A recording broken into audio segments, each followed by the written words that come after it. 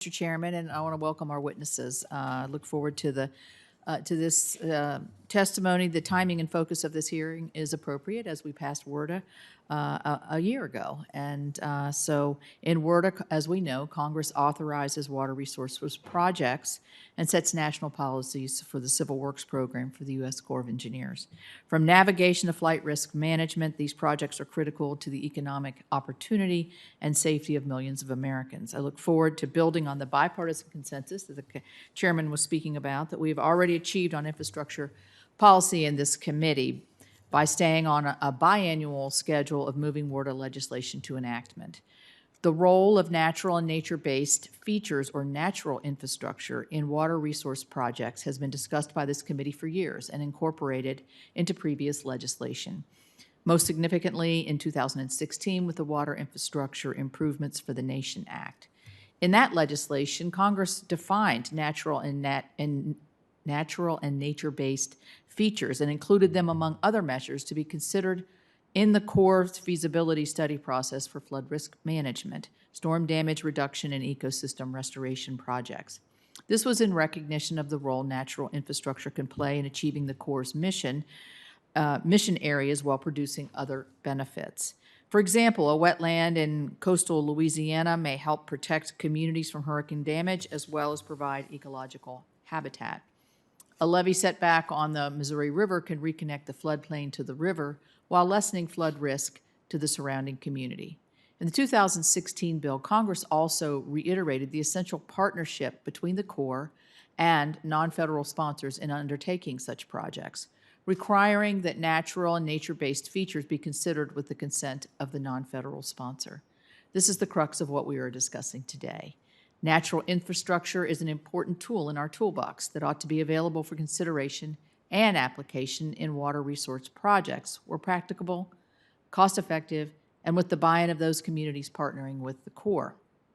It is not a panacea on its own, however, as we all know.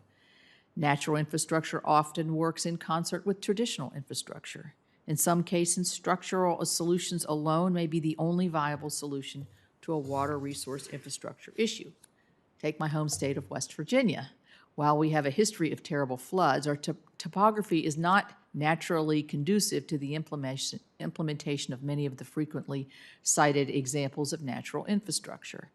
That is why the work being done by the Corps, the non-federal sponsors, and other stakeholders to advance our understanding of natural infrastructure through research and real-world experience is so very important.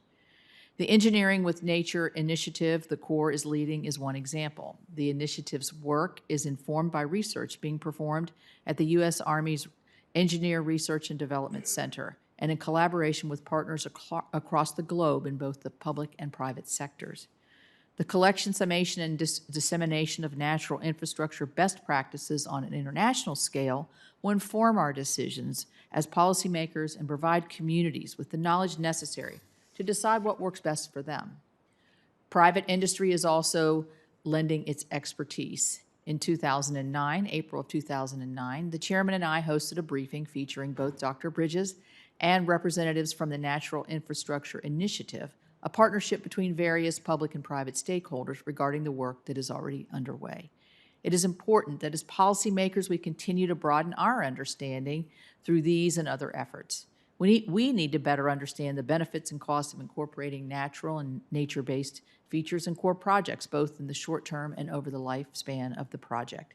This includes the effect of these approaches on operations and maintenance. We also need to better understand where it makes sense to incorporate these features. It may not make sense in every project.